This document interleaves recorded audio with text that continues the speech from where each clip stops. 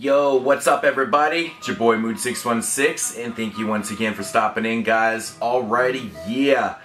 It is that time for a brand new theme week here on my channel, and yeah, this is gonna be the first one in 2015. I'm gonna try and do these, try to get one a month, maybe one every 2 months or whatever, but stay tuned for more theme weeks and stuff. But yes, the first one of the year, and I decided to go with an Italian director that I absolutely have always loved. He's most famous for directing probably Cannibal Holocaust and of course The House on the Edge of the Park and stuff like that. But he's done lots of other type of films and also dabbled in many different types of subgenres and genres too.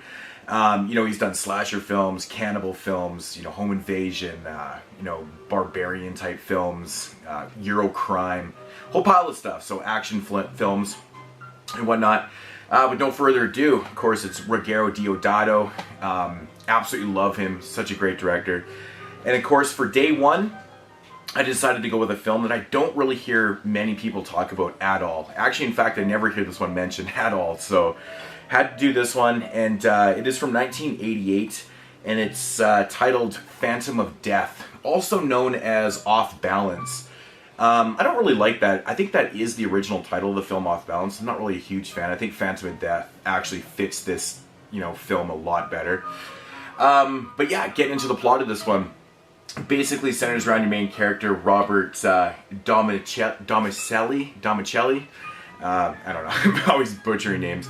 But anyways, he's a world-class pianist, like a world-famous, type guy. He's total A-class type pianist and whatnot. Very wealthy. A lot of people know him and respect him for what he does and whatnot. But unfortunately, you learn right off the hop in the film that he actually contracts a very rare type disease. Now, what this disease does to you is it actually rapidly ages you about 10 years every month. So depending on what your age is, you really only have like a few months to live. It's mostly contracted into children, which is kind of offsetting in the film because, he's an older person, like he's supposed to be like in his late 30s or something like that. So that's kind of an interesting thing because it's generally not found in adults. It starts in childhood and stuff, which is interesting, adds to the film and stuff. But yeah, so anyways, he contracts this rare disease and he kind of like loses his fucking mind. He starts to kill off people that basically know about his fate, basically. He doesn't want anybody to know or doesn't want it to get out to the masses that he has this type of disease and whatnot. So if you find out about it, he goes out of his way to like murder you and stuff like that. Of course, meanwhile, you have a police investigator obviously on the track of this killer, who is played by Donald Pleasence, which is totally cool to see Donald Pleasence in this film, and his voice is actually not dubbed. Yeah, so Donald Pleasence is the police investigator. Now, the cool thing about their kind of cat and mouse game, it's not so much like a giallo, more like a slasher type film, because, you know who the killer is. But the thing is, in the film, you don't know who Donald Pleasence, or Donald Pleasence's character doesn't know who the killer is. And so, of course, they play this kind of cat and mouse game and whatnot and stuff. And yeah, he kind of fucks with Donald Pleasence a little bit.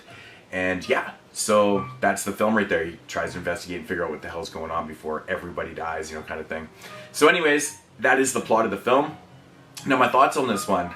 First off, it's very enjoyable. It's a very enjoyable film. Now, it's a different type of film, like I said. There's a lot of mystery for Donald Pleasence's character. As for yourself, you already know who the killer is, so the mystery's not really fully there. So it's not like a giallo. It's not like a mystery slasher type deal.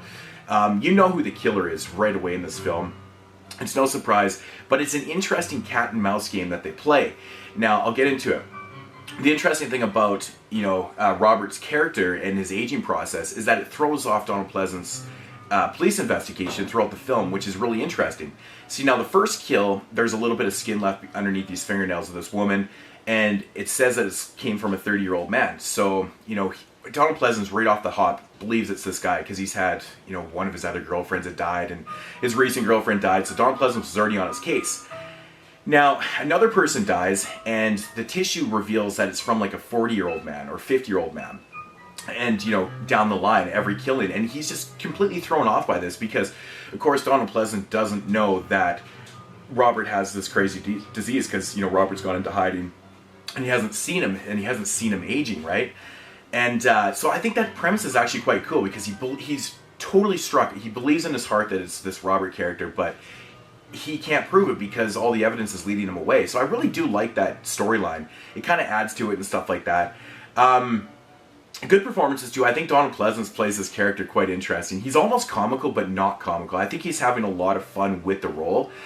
He's definitely not Dr. Loomis in this one. He's just kind of so comically precise with how he delivers stuff. I don't know, man. It's interesting. It's not a comedy at all. Don't let me defer you away from the, the seriousness of the film. But yeah, I really like Donald Pleasence's performance. I think he does such a good job. As for Michael York, that's in this film, he plays, Robert, and yeah, I think he does a great job too. He's fantastic. But yeah, overall, the feel of the film is it's serious in tone and whatnot. Of course, due to the nature of the film and stuff like that. But I really like how the tone of the film is, because it's like it's serious, but it comes off as like kind of elegant too. It's really interesting. The kills are very well done, of course, in very kind of elegant status, and they're quite bloody too. Really, really well done, kind of artsy, elegant kills and stuff, which I really enjoyed. The body count in the film isn't very high. There's only about 4 or 5 deaths in the entire film, but they're all done pretty well for the most part and stuff. So that was really cool. It doesn't rely on the gore and blood and stuff. It's more about the people that are getting killed and whatnot. So I really enjoyed that. I thought that was pretty cool. The soundtrack's awesome. I love the piano. I believe the soundtrack was actually done by Pino Gontiago, whatever. He did Don't Look Now in music from Carrie. Yeah, I recognized the name and I was like, okay. But yeah, I really like the piano type soundtrack. Adds to the feel of the film and stuff like that. So very cool stuff, man. Overall, a very enjoyable watch. I think there is certain parts in the film that kind of do drag a little bit, but it is what it is with one of these films. It's not overly long. It runs under 90 minutes, so it doesn't like overstay its welcome too. I think, overall it's a fun watch. I think the ending is a little predictable, but it's also very explainable, and it does make sense to it too on how they did the ending.